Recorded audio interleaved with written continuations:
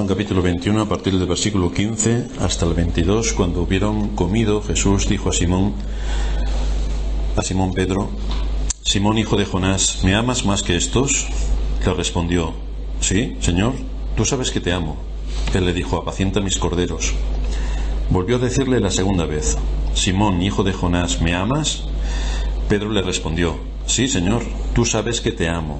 Le dijo: pastorea mis ovejas. Le dijo la tercera vez: Simón, hijo de Jonás, ¿me amas? Pedro se entristeció de que le dijese la tercera vez: ¿me amas? Y le respondió: Señor, tú lo sabes todo, tú sabes que te amo. Jesús le dijo: apacienta mis ovejas. De cierto te digo, cuando eras más joven te ceñías e ibas donde querías, mas cuando ya seas viejo extenderás tus manos y te ceñirá otro y te llevará donde no quieras. Esto dijo, dando a entender con qué muerte había de glorificar a Dios. Y dicho esto añadió: sígueme. Volviéndose Pedro, vio que le seguía el discípulo a quien amaba Jesús, el mismo que en la cena se había recostado al lado de él y le había dicho: Señor, ¿quién es el que te ha de entregar? Cuando Pedro le vio, dijo Jesús: Señor, ¿y qué de éste? Jesús le dijo: si quiero que él quede hasta que yo venga, ¿qué a ti? Sígueme tú. Hemos encontrado a Pedro en esta situación donde en 3 ocasiones el Señor le había dicho si le amaba. Y habíamos comentado que 3 negaciones, como las que Pedro hizo en aquella noche cuando estaban entregando al Señor, requerían de 3 afirmaciones de su amor hacia Cristo, porque en 3 ocasiones le había negado. Esto viene a mostrar el hecho de que el Señor indaga en el corazón de su pueblo para que estemos seguros de nuestro amor por Él. Y es lo que estaba intentando ratificar el Señor en el corazón de Pedro. ¿Y cuánto de lo que decimos estamos dispuestos a dar? Porque hablar es muy fácil, el asunto es actuar. El amor, como todos sabéis, se demuestra con los hechos. Y si no hay hechos, surgen dudas razonables de que eso que se llama amor y que uno dice que ama, pueda existir. El Señor aquí le está diciendo a Pedro: Simón, has sido débil como un cordero, has sido errante como una oveja, y a pesar de todo, yo te amo. Toda esta escena nos muestra que Pedro quedó completamente restaurado después de su grave pecado, de negar 3 veces al Señor con juramento y maldición, cuando era necesario que confirmase quién era Cristo y quién era él dentro de la amistad que tenía con Cristo. Pero vemos cómo el miedo pudo más que su valor, y aquel que rápidamente sacó su espada para defender al Señor, resulta que unas horas más tarde niega cualquier relación con su maestro, que durante más de 3 años había estado enseñándole las profundidades de las doctrinas de Dios. El Señor le sigue diciendo: Pedro, cuando eras más joven hacías lo que querías, y lo compara respecto a cuando seas viejo. Esto nos indica que Pedro debía ser una persona de mediana edad cuando esto ocurre, porque no podemos olvidar que Pedro murió durante el mandato de Nerón y para entonces ya era viejo. Así que aunque Pedro era mayor que Juan, en el relato que nos ocupa no era una persona anciana, era una persona de mediana edad. Y el Señor le dice: en tus tiempos de juventud, cuantas veces querías salir, solías ceñirte, literalmente solías ponerte el cinturón para atar bien la túnica y poder andar a buen ritmo, e ibas a donde te parecía. Pedro de joven lo que hacía es, como el resto de los jóvenes, que hacían lo que les daba la gana, y esto es lo que aquí el Señor le está diciendo. Y Pedro no siempre hizo lo correcto. Pero esta descripción de la conducta pasada de Pedro contrasta con la afirmación que sigue después: pero cuando ya seas viejo, extenderás las manos y te ceñirá otro y te llevará a donde no quieras ir. La expresión aquí que se utiliza como extender las manos la utilizan a menudo los escritores y los autores griegos para indicar el paso previo a la muerte por crucifixión, es decir, te van a atar las manos para llevarte a la cruz. Por eso matiza el texto inmediatamente después que esto lo dijo dando a entender con qué clase de muerte había de glorificar a Dios. El tipo de muerte a la que Pedro fue sometido la relatan los padres de la Iglesia. Por ejemplo, Eusebio dice: Pedro parece haber predicado en Ponto, Galacia, Bitinia, Capadocia y Asia a los judíos de la diáspora, y por fin, habiendo llegado a Roma, fue crucificado con la cabeza hacia abajo, porque así pidió él sufrir. Tertuliano dice: en Roma Nerón fue el primero que manchó con sangre esta fe creciente. Pedro es ceñido por otro cuando se le clava en la cruz. De manera que aquí vemos cómo el Señor anticipa la forma de muerte que había de sufrir Pedro. Después de que el Señor le anunció de qué muerte iba a morir, se nos dice que le dijo: sígueme. El mandato es imperativo. Evidentemente no era un significado literal el que podríamos buscar aquí, como si quisiera el Señor decirle que a partir de ese momento Pedro siguiese de nuevo al Señor como hizo durante su ministerio terrenal. Ya el Señor le llamó durante el ministerio terrenal y estuvieron más de 3 años con él. Pero ahora el ministerio público de Cristo en el mundo ha acabado. Lo que el Señor le está diciendo, por tanto, es que siguiera sus pasos en la enseñanza, en el servicio y hasta la muerte. Y eso es lo que le está pidiendo. Él mismo había dicho anteriormente: Señor, está hablando Pedro, Señor, estoy dispuesto a ir contigo no solo a la cárcel, sino a la muerte. Y el Señor le concedió este honor de ir a la muerte. Así que debemos tener mucho cuidado con nuestras oraciones, con nuestras peticiones, porque el Señor tiene el poder de concedernos las peticiones de nuestro corazón. Y en muchas ocasiones nos ponemos alegremente a elevar nuestras oraciones delante del trono de la gracia, sin ser conscientes de las implicaciones que nuestras oraciones conllevan. Y es que, como el Señor le dé por cumplir nuestras oraciones, vamos a tener un problema. Así que tengamos muy en cuenta delante de quién estamos cuando oramos y qué es lo que estamos pidiendo cuando oramos. Sígueme. Esto dijo dando a entender con qué muerte había de glorificar a Dios. Fijaos qué texto más curioso. Esto dijo dando a entender con qué muerte había de glorificar a Dios. Es curioso porque es contrario a nuestra naturaleza y al entendimiento de las cosas que nos rodean que asociemos el sufrimiento por causa de Cristo con el hecho de glorificar a Cristo. Parecen cosas contrapuestas. Sin embargo, esta situación es una constante en las Escrituras. Cuando hacemos lo que tenemos que hacer, normalmente, dentro de lo que llamamos un espíritu cristiano y en obediencia a Cristo, cuando hacemos lo que tenemos que hacer en obediencia a Cristo, normalmente vamos a sufrir las consecuencias de servir a Cristo. Eso lo tenemos que tener claro, porque muchos piensan que por servir a Cristo, este mundo será el parque de atracciones que tanto estamos esperando y que va a ser sumamente divertido y no vamos a tener ningún problema. Es exactamente lo opuesto.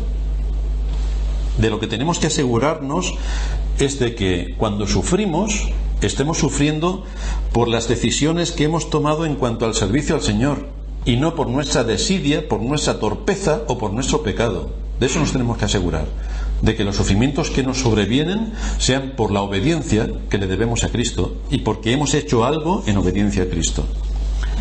Lo que nos muestra la historia de nuestros antepasados en la fe y también nuestra propia experiencia es que cuando servimos a Cristo en medio de nuestra generación, cuando somos consecuentes con el Evangelio, cuando hacemos uso de nuestra profesión de cristianos, esto nos va a provocar sufrimientos. Esto nos va a provocar sufrimientos. Y podemos encontrar sufrimientos en el trabajo, en medio de nuestra familia, entre nuestros amigos y en el entorno más cercano en el que nos podamos desenvolver.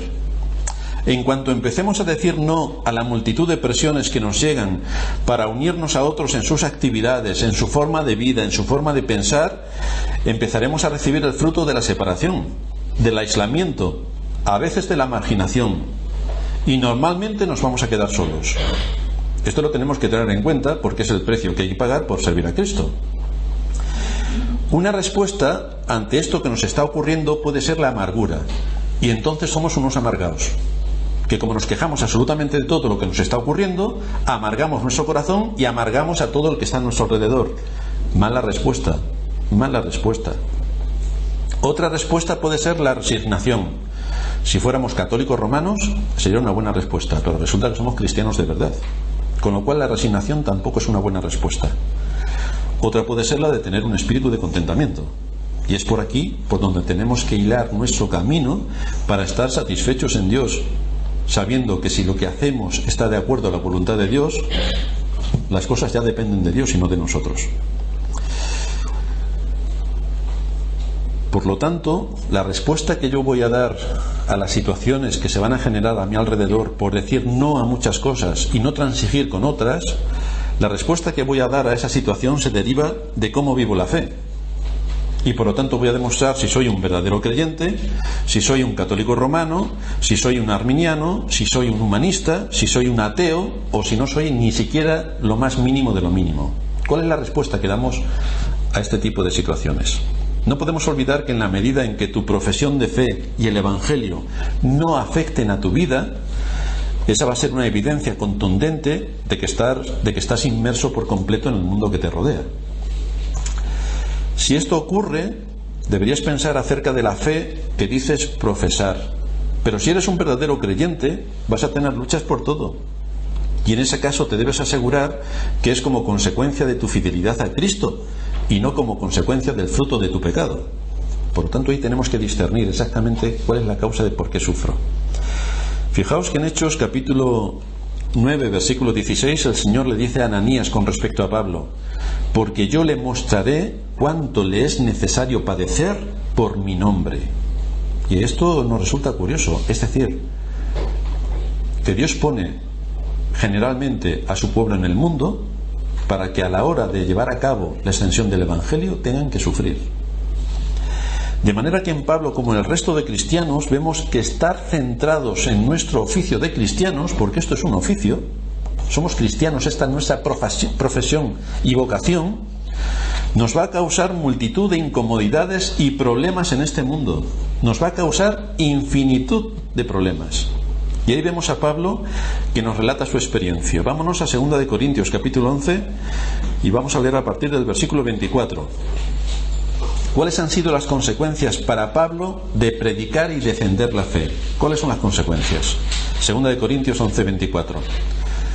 Por predicar la fe, Pablo recibió de los judíos 5 veces 40 azotes menos 1. 3 veces he sido azotado con varas, 1 vez apedreado. Esto es por predicar el Evangelio. Ahora, cosas que están fuera de la predicación directa del Evangelio. 3 veces he padecido naufragio. 1 noche y 1 día he estado como náufrago en alta mar, en caminos muchas veces, en peligros de ríos, peligros de ladrones, peligros de los de mi nación, peligros de los gentiles, peligros en la ciudad, peligros en el desierto, peligros en el mar, peligros entre falsos hermanos, en trabajo y fatiga, en muchos desvelos, en hambre y sed, en muchos ayunos, en frío y en desnudez.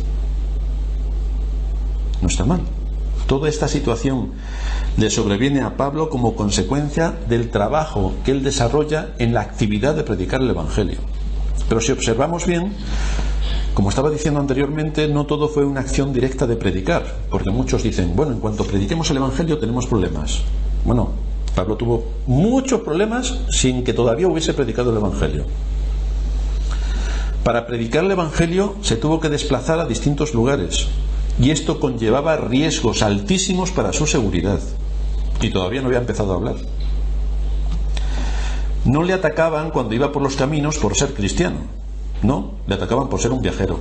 Y si tú hubieras estado, te hubieran atacado a ti. Y si estuviera tu vecino, le hubieran atacado a tu vecino. O sea que asumió multitud de riesgos, no porque estaba predicando el Evangelio, sino porque estaba dispuesto a ir a predicar el Evangelio a lugares remotos, y entonces todos esos son los inconvenientes del camino a los que tuvo que enfrentarse.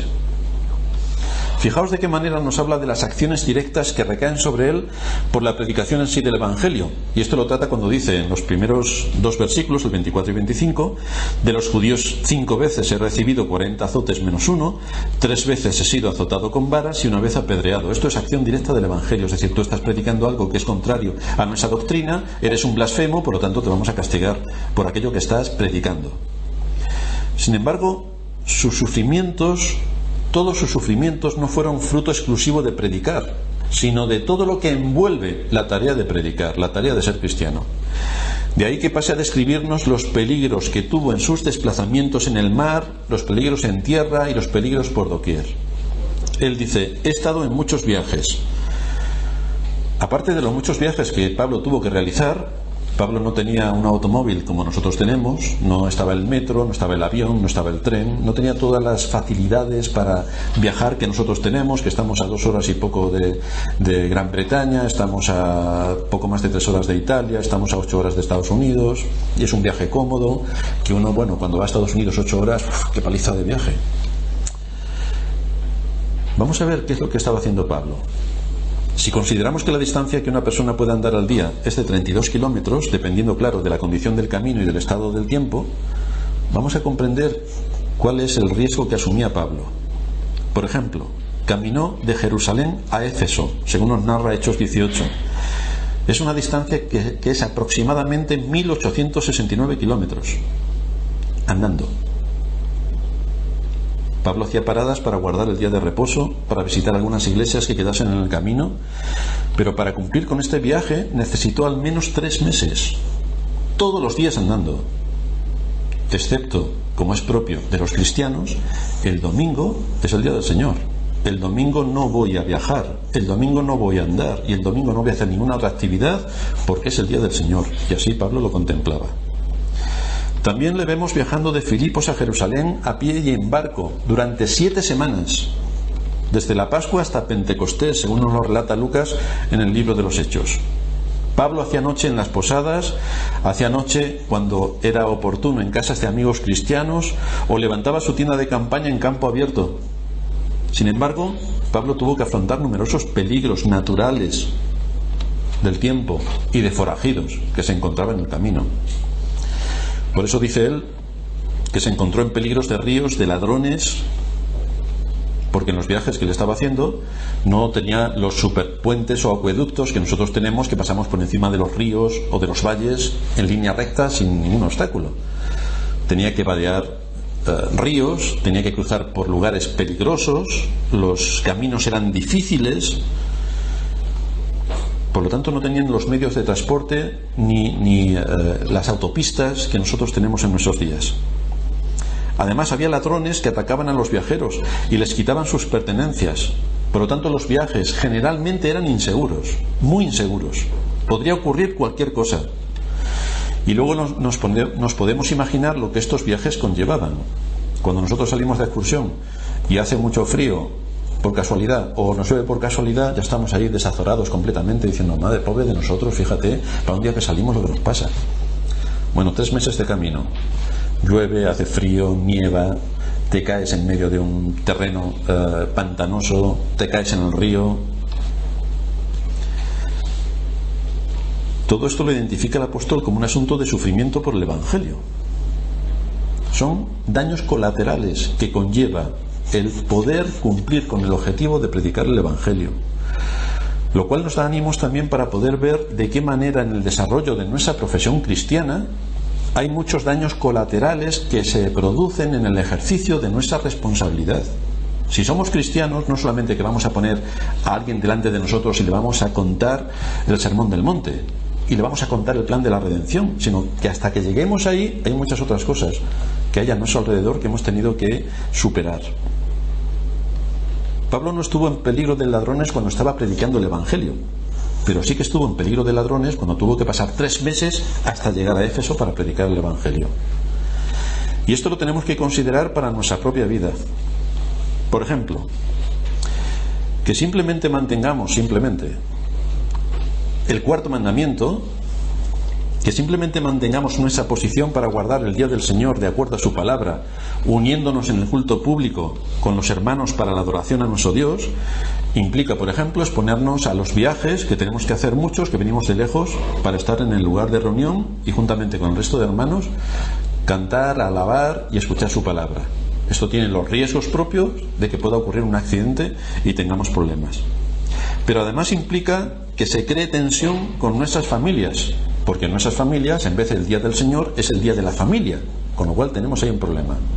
Y es que las familias utilizan este día para sus eventos y para sus celebraciones, con lo cual ya tenemos un problema con nuestras familias. Por lo tanto, no quieren aceptar que no nos unamos a ellos. Y esto implica que empecemos a tener ciertos roces con la familia, porque no vamos a transigir de hacer en el día del Señor lo que Dios demanda en su palabra. También fijaos que en este día Muchos amigos llevan a cabo actividades deportivas y de ocio junto con sus niños y con otras cosas más. Y nosotros no nos podemos unir a nuestros potenciales amigos para hacer todas las actividades que hacen precisamente en este día, porque en este día nosotros tenemos que estar donde tenemos que estar, adorando a Dios juntamente con su pueblo. Por lo cual esto implica que nos alejemos de potenciales amigos que utilizan este día para el deporte y para el ocio. Si mantenemos nuestra profesión y elección, podremos observar que cuando pase el tiempo, aquellos que podrían ser nuestros amigos se han alejado completamente, porque no compartimos con ellos el tiempo que lógicamente es necesario dedicar a las amistades para hacer cosas juntos, para las distintas actividades. Y son todas cosas necesarias para fortalecer la amistad, lo cual supone que nos iremos quedando sin los amigos que no son creyentes. Este es un precio que hay que pagar. Nos iremos quedando sin los amigos que no son creyentes, porque hoy están en otro lugar disfrutando de su ocio y nosotros no estamos con ellos. Por lo tanto, no podemos mantener una relación cuando no vamos a estar en relación con ellos. Esto también ocurre con la familia no creyente. Si en el día del Señor ellos hacen sus celebraciones y nosotros no podemos estar en las celebraciones porque estamos guardando el día del Señor, esto irá alejando cada vez más nuestra cercanía a ellos. Tienen 6 días en la semana para hacer lo que quieran, pero no, Señor, lo tienen que hacer el domingo, si es posible a la hora del culto, y así están más contentos. Pero si esto se sigue sucediendo, pues evidentemente nuestra lejanía de la familia también es importante. Si a esto le sumamos que estamos en una iglesia pequeña, en una enorme ciudad, donde las distancias son tremendas, podemos ver que nuestra vida social y nuestra vida fraternal sufre considerablemente, porque no nos podemos dedicar el tiempo que sería preciso para las necesidades sociales. No podemos quedar en la iglesia todos los días a última hora después de los trabajos para tener un momento de acción de gracias a Dios o impartir algo de enseñanza y poder tener más relaciones sociales. No podemos tener una reunión al día y 4 reuniones los domingos, más la escuela dominical, porque es inviable por causa de la distancia y el coste que supone poder reunirnos cada día. Lo hace inviable. Al final, con el paso del tiempo, nos encontramos con el hecho de que hay una gran lejanía con nuestros familiares porque no participan en absoluto de la fe ni de los asuntos de la iglesia. Hay una mayor lejanía con quienes podrían ser nuestros amigos, que fueron nuestros amigos cuando no éramos convertidos o estábamos bastante verdes en la fe, pero que ahora, al coger bien las riendas del Evangelio, vemos que cada cosa tiene que tener su tiempo. Que nuestros hijos tampoco se relacionan con otros niños que en el día de hoy precisamente se van a hacer sus actividades deportivas o salidas campestres, tampoco van a estar con ellos, sino que van a estar nuestros niños en la iglesia guardando el día del Señor, y el resultado final es que nos vamos a encontrar solos. Este es el resultado final. Esto lo decimos, claro, nosotros que vivimos en una iglesia pequeña. Pero no olvidemos y nos quejamos de que nuestra iglesia sea pequeña o que vivamos en una gran ciudad y no tengamos mayores oportunidades para vernos. Pero no olvidemos, hermanos, que hay otros muchos hermanos que no tienen ni siquiera una iglesia cerca en la que congregarse. No tienen iglesia en la que congregarse, por lo que su soledad por causa del Evangelio es mayor. Las relaciones humanas son muy necesarias para el desarrollo del individuo, pero hay un alto precio que debemos saber que tenemos que pagar por ser quienes somos, y esto lo tenemos que tener claro. A veces nos parecerá que esto no debería ser así. Nos parecería lógico que, claro, si somos creyentes, caramba, pues tengamos las cosas de una manera distinta como realmente las tenemos. A veces nos parecerá que deberíamos tener una protección especial por ser quienes somos. Somos creyentes, deberíamos tener muchísima más relación. Pero las distintas dificultades y actividades de cada uno en la vida esto lo impiden. Fijaos, por otra parte, que el Señor no le evitó a Pablo ninguno de los peligros a los que tuvo que enfrentarse de forma natural. Es decir, no le evitó los desbordamientos de ríos, no le evitó que le asaltasen los ladrones, no le evitó pasar frío, no le evitó pasar hambre, no le evitó pasar las 1000 dificultades que tuvo que sobrepasar. Sin que todavía predicase el Evangelio, sino solo por ser quien era e ir hacia donde iba. Por eso le dice, en peligros de ríos, peligros de ladrones, peligros de los de mi nación, peligros de los gentiles, peligros en la ciudad, peligros en el desierto, peligros en el mar, peligros entre falsos hermanos. También, esto ya es para atornillar completamente a todo verdadero creyente, porque no solamente están los peligros a los que te enfrentas cuando sales ahí fuera y tienes que luchar contra todo y contra todos, sino que incluso hasta dentro de la iglesia puede darse el caso de que tengamos falsos hermanos.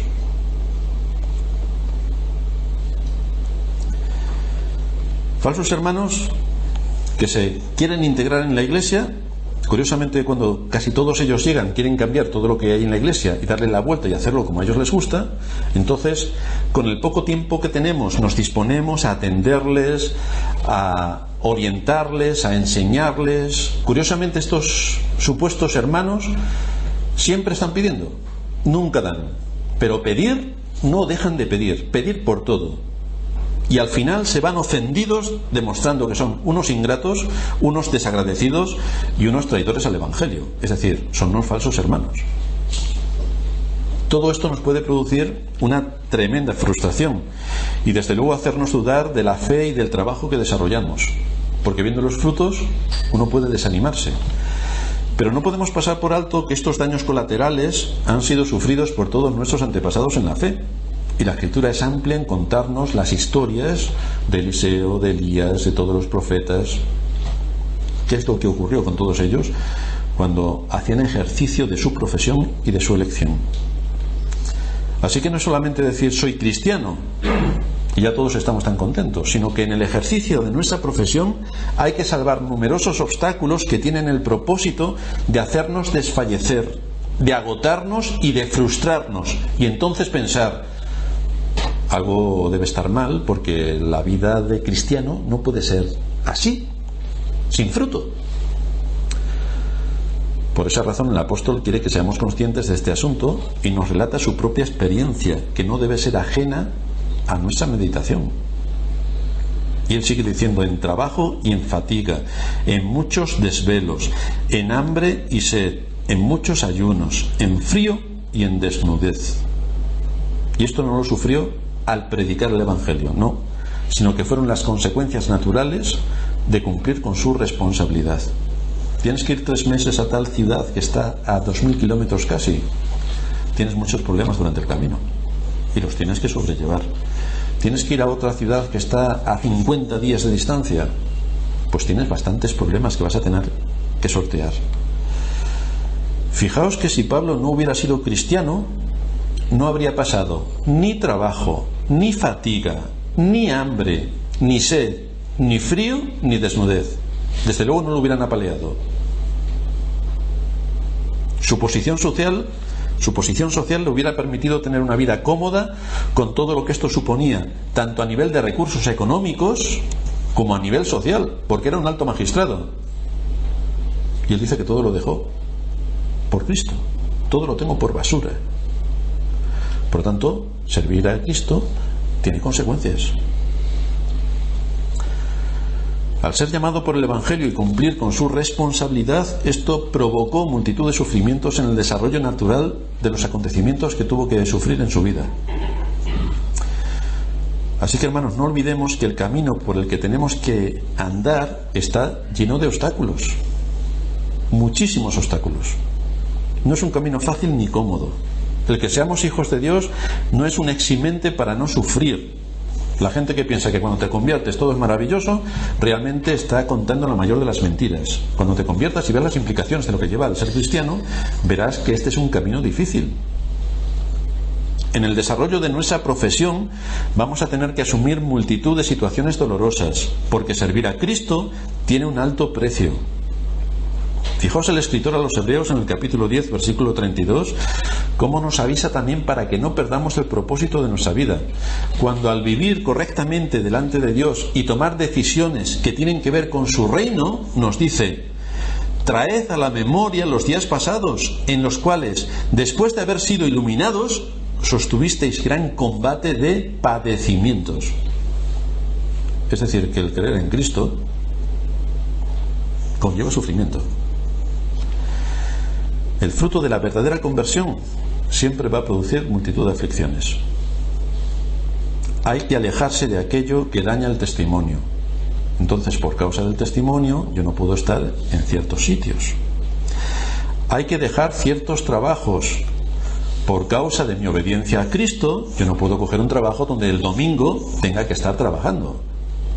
Si no es por necesidad, tengo que buscar alternativas. Si es por necesidad, puedo tomarlo. Hay que mantener la firmeza para que la familia no creyente ocupe el lugar que le corresponde y no nos quite de la adoración pública a Dios y de las responsabilidades que para con Dios tenemos. Hay que actuar con responsabilidad delante del deber que asumimos por ser cristianos. Y esto tiene un coste. Si esto no lo tenemos claro, tenemos graves problemas para la fe, para el testimonio y para mantener nuestra fidelidad a Cristo. Porque sea cual sea la corriente que nos invada, pues cederemos tranquilamente a las presiones de la familia, a las presiones sociales, a las presiones de nuestro propio corazón. Es decir, nos importará todo, absolutamente nada. Pero aquí tenemos un consuelo, y es que tenemos que meditar y saber que todo nuestro futuro ha sido determinado por Dios. Esto tiene que explicarse bien para no caer en el hipercalvinismo y pensar, bueno, como todo es cosa de Dios, pues que Dios haga lo que tenga que hacer, que yo aquí estoy para lo que me mande. Dios no se equivoca cuando traza nuestro camino, y si hemos andado conforme a lo que se espera de un fiel soldado de Jesucristo, no debemos dejar que estos ataques del maligno, que nos va a pegar fuerte para hacernos tambalear, para hacernos sentir solos, para que sintamos que nos falta contacto social o para que nos sintamos marginados, nos lleven a creer que Dios es cruel al tratarnos así. Porque Pablo no pensó que Dios era cruel cuando tuvo que pasar por todas estas dificultades que sobrevinieron antes de que predicase el Evangelio. Debemos guardar muy bien nuestros pensamientos para que no caigamos en el error y en el engaño de pensar que nos hemos equivocado en nuestra vida, porque lo único que vemos son frustraciones continuas. Ya que no vemos un fruto evidente y palpable que nos anime, entendemos que todo tiene que ser tomado desde el aspecto más negativo, y entonces nos frustramos, entonces nos quejamos y entonces nos amargamos. Con lo cual es exactamente lo opuesto a lo que se espera de un creyente en medio de la aflicción. Al estar en una iglesia pequeña, muchos podríamos pensar, como la solución de muchas de nuestras frustraciones, qué alegría si tuviéramos una iglesia grande. Eso sería ya la solución a todos nuestros problemas. Porque fijaos, una iglesia grande, con muchos recursos, que tiene una gran multitud de actividades y viendo frutos que parecen confirmar la obra de evangelización, porque se va predicando y la iglesia tiene que derribar paredes y seguir aumentando su espacio para poder congregarse todos los que allí llegan. Imaginaos que nuestros hijos también tienen muchos amigos dentro de la iglesia, con muchas actividades cotidianas, y además nosotros podemos reunirnos con más matrimonios. Gran parte de nuestra familia también asiste a la misma iglesia, tenemos relación con más iglesias, y así podemos escribir la carta a los Reyes Magos, que ni eran reyes ni hacían magia. Pero en fin, la carta a los Reyes Magos a veces a uno le puede servir de terapia, pero esta no es la realidad. Es la realidad en algunas iglesias, en la mayoría no. Los hermanos que nos oyen por internet y que están solos darían lo que fuese por estar aquí con nosotros, reunidos en el culto de adoración. Este es el día que ha hecho Dios para el culto de adoración.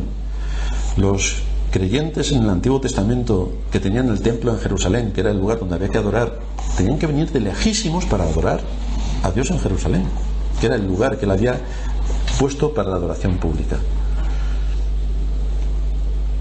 Los hermanos que están solos, cuando piensan en nosotros, les damos envidia, porque quieren estar juntamente con nosotros en la adoración pública.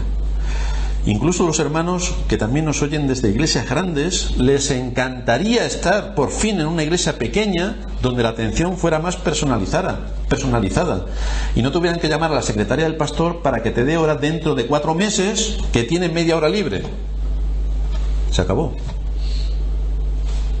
Por lo tanto, cuando vienen aquí y ven que se puede hablar con todos y estar como en familia, ellos están encantados de poder tener una iglesia pequeña donde pueden cubrir sus expectativas. Pero en definitiva lo que vemos es que nadie está contento con lo que tiene. El que está en iglesia grande, porque está en una iglesia grande. El que está en una iglesia pequeña, porque está en una iglesia pequeña. El que está solo, porque está solo. El asunto es que unos con mucha razón y otros con poca se muestra un espíritu de amargura y de queja. Por lo tanto, este es el espíritu que tenemos que tratar. Y este es el espíritu que tenemos que eliminar. No olvidemos que la providencia de Dios nos ha puesto a cada uno en un lugar. Y que allí donde Dios nos ha puesto tenemos que actuar responsablemente. Y esto no implica ni pasividad ni resignación. Tenemos que dirigir nuestra vida hacia donde podemos ver un mejor futuro para nosotros y para nuestros hijos. Tenemos que ser sensatos y entendidos dentro de los límites que nos marca el Evangelio. Pero cuando hayamos hecho todo lo que debíamos hacer, no podemos hacer más. No nos podemos frustrar ni nos podemos pegar un tiro, porque las cosas no salen como nosotros querríamos que saliesen. Porque lo único que hace que las cosas salgan como tienen que salir es Dios. Nosotros no. Por lo tanto, si nosotros hemos hecho todo lo que está al alcance de nuestra mano y no salen las cosas como nosotros habíamos previsto, pues ahí nos tenemos que quedar. La providencia nos expone a veces a situaciones que nos pueden parecer absurdas, porque a pesar de luchar para ir en una dirección, estamos exactamente en la opuesta, que es precisamente donde no queríamos estar. Eso no es algo con lo que nos tengamos que culpar, porque después de haber hecho todo el esfuerzo posible, si las cosas no han ido por ese camino, pues ahí no podemos luchar contra la providencia. No es algo que debamos dejar. Ese pensamiento no es algo que debamos dejar para que Satanás lo use con el propósito de zarandearnos y de frustrarnos y de decir, ¿ves? Si es que nada de lo que haces va bien. Es la providencia de Dios quien nos ha puesto en ese camino. Y a pesar de todo el esfuerzo sensato y bajo principios que hemos podido realizar para no estar en esa circunstancia, si estamos, nosotros tenemos que liberarnos de la culpa que pudiera tener el haber hecho algo indebido, porque con la luz que teníamos y delante de la palabra de Dios hemos actuado coherentemente. Luego, si estamos en otro punto completamente opuesto, es un tema de la providencia. Pero quería exponer este tema delante de vosotros y traer algo de consuelo para cuando nuestro corazón se ha engañado al ponernos de frente la soledad. Estamos solos. ¿Cuántos recordáis de los profetas que no hubieran estado solos?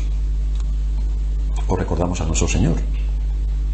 ¿Quiénes estaban alrededor cuando lo iban a matar? ¿Quiénes estaban con él en el juicio? Cuando había que comer estaban todos, 5.000 hombres, sin contar las mujeres y los niños. Allí estaban todos dispuestos para comer. Ahora, ¿hay que sufrir? Allí no queda nadie. Por lo tanto, se quedó solo. Así que tenemos que analizar por qué razón estamos solos. Si es fruto de nuestra obediencia a Cristo, no permitas que Satanás te hiera con estos pensamientos. Es de una gran bendición cuando podemos decir con David, aunque ande en valle de sombra de muerte, no temeré mal alguno, porque tú estarás conmigo. Pero esto es una oración para nosotros, que vamos a andar solos en valle de sombra y de muerte. Pero es de sombra solo. A la vez no olvidemos que este mundo no es un parque de atracciones donde vamos a disfrutar siempre de todo y la diversión será continua. Y entonces, si nosotros obedecemos al Señor, el Señor como premio nos va a dar el parque de atracciones. No, esto lo hacemos nosotros con nuestros hijos. Pero nuestro Dios es más sabio y no nos da el parque de atracciones. Para muchas personas, la evidencia de vivir una vida de fe, como ellos le llaman, es que todo te salga bien. Pues si todo te sale bien, debes dudar mucho de quién es el que te lo está dando, porque posiblemente sea Satanás y no Dios. Hay hermanos que nacen en una buena iglesia, que es grande, que tienen otros matrimonios con quienes consolidan una buena amistad, que tienen hijos con edades similares, con gustos similares, que asisten a todas las reuniones y actividades de la iglesia, que quedan a menudo para estar los unos en las casas de los otros, que incluso se van de vacaciones juntos. Todo esto nos gustaría. Todo esto ocurre. Y todo esto nos gustaría a nosotros también. Pero nuestra situación es distinta. Por lo tanto, no podemos estar siempre pensando en las muchas cosas que hacen en otras iglesias grandes y en lo que a nosotros podríamos hacer, pero no podemos hacer por distintas razones. Porque también podríamos pensar en los hermanos que están solos, sin contacto con nadie, y nosotros estamos con todos los hermanos que tenemos a nuestro alrededor para reunirnos en un lugar que nos ha dado el Señor y que podemos adorarle y recibir su palabra. Así que no nos flagelemos con lo que podríamos tener y no tenemos, sino que disfrutemos de lo que Dios nos da y asumamos nuestra vida dentro de lo que la providencia de Dios nos ha dado. Esto es lo que nos ha dado. Nosotros hemos luchado por otras cosas, pero la providencia nos ha llevado por aquí. Y cuando hagamos esto, cuando asumamos que la providencia nos ha llevado por aquí y que esto es lo que es la voluntad de Dios, tengamos mucho cuidado con no ser hipercalvinistas.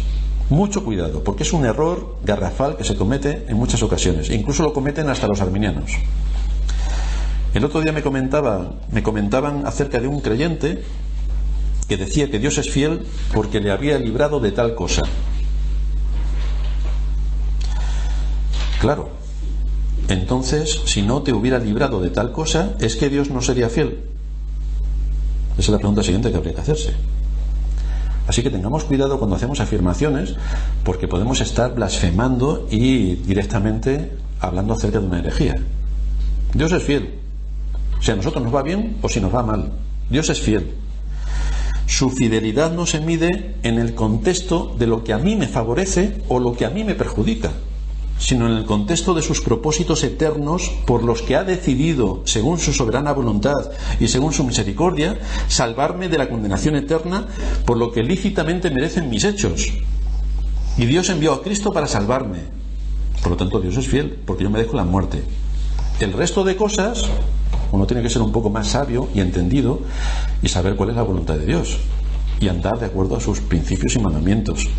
Así que tengamos mucho cuidado para no adoptar, por una parte, la postura de resignación propia del catolicismo romano, o por otra la de convencernos de que aquello que nos ocurre es la voluntad incomprensible de Dios, que ¿qué le voy a hacer yo? ¿No? Muchas de las cosas que ocurren son causadas por nuestros pecados. Así que tengamos mucho cuidado en no atribuirle a Dios aquello que nos ha ocurrido a nosotros, porque Dios no es el causante del pecado, sino nosotros. Oímos en muchas más ocasiones de las que son lícitas para el testimonio que los creyentes usan frase como la que acabo de mencionar. Esto ha sido la voluntad de Dios, cuando si lo analizamos ha sido causada por el pecado de esa persona, por lo cual es completamente falso que aquello sea la voluntad de Dios. Por eso hago un recordatorio severo a vuestro buen entendimiento para no atribuirle a Dios despropósito alguno y no hacer recaer sobre él un asunto que es fruto únicamente de nuestro pecado. Dice Santiago en el capítulo 1, versículos 13 y 14: cuando alguno es tentado, no diga que es tentado de parte de Dios, porque Dios no puede ser tentado por el mal, ni él tienta a nadie, sino que cada uno es tentado cuando de su propia concupiscencia, de su propio deseo, es atraído y seducido. Así que tengamos cuidado en atribuirle a Dios despropósitos en cuanto a que algo me sale mal por mi pecado. Bueno, pues es la voluntad de Dios. Pues no, no es la voluntad de Dios. La voluntad de Dios es nuestra santificación. Así que tengamos cuidado para no irnos a una posición hipercalvinista y decir barbaridades sobre los propósitos de Dios en nuestra vida. Así que el Señor está con Pedro. Y después de haberle dicho todo esto, le dice: sígueme. Ahora que Pedro ha descubierto su debilidad, ahora que se había juzgado la raíz de su fracaso, ahora que ha sido totalmente restaurado, el Señor le dice: sígueme. ¿Qué es lo que tienes que hacer ya? Sígueme. Pero seguir a Cristo significa negarse a uno mismo. Esto es lo que significa seguir a Cristo. Y esto es lo que Pablo hizo, y por eso se enfrentó a tantas dificultades, y eso es lo que cada uno de nosotros tiene que hacer, y se va a enfrentar a multitud de dificultades. El asunto es si queremos negarnos a nosotros mismos. El asunto es si queremos seguir a Cristo. En otras palabras, podríamos decir que el significado de negarse a uno mismo es ser hechos conforme a Cristo en su muerte. Es decir, tenemos que morir a nosotros mismos. Y esto es durísimo, durísimo. Todo el mundo quiere ir al cielo, pero nadie se quiere morir. Entonces tenemos ahí un pequeño problema. Dice Lloyd Jones en su libro sobre el Sermón del Monte, en el capítulo que dedica al negarse a sí mismo: otra cosa de la mayor importancia en el nivel práctico es caer en la cuenta de hasta qué punto el yo controla mi vida. ¿Has tratado alguna vez de pensar en esto? Me pregunto si alguna vez nos hemos dado cuenta de hasta qué punto la infelicidad, los problemas, los fracasos de nuestra vida se deben a una sola cosa, a saber, yo. Recordemos lo ocurrido durante la semana pasada. Vamos a hacer memoria. Los momentos o periodos tristes, la tensión que hemos podido sufrir, la irritabilidad, el mal carácter, las cosas hechas y dichas de las que uno se avergüenza. Vamos a examinarlas una por una. Y nos sorprenderemos al descubrir que casi todas ellas tienen relación con este problema. Yo. El yo es la causa principal de infelicidad en la vida. Ah, dicen, pero no es culpa mía, es lo que otro hace. Muy bien. Vamos a examinarnos a nosotros mismos y vamos a examinar a las otras personas. Y veremos cómo la otra persona actuó como lo hizo, probablemente debido al yo. Y que vosotros sentís como sentís por lo mismo. Si hubieras tenido una actitud adecuada respecto a la otra persona, tendrías compasión de ella y orarías por ella, de manera que en último término la culpa es de cada uno. La mayor parte de la infelicidad y el dolor, la mayor parte de nuestros problemas en la vida y en nuestra experiencia, nacen de esta causa y fuente última, yo.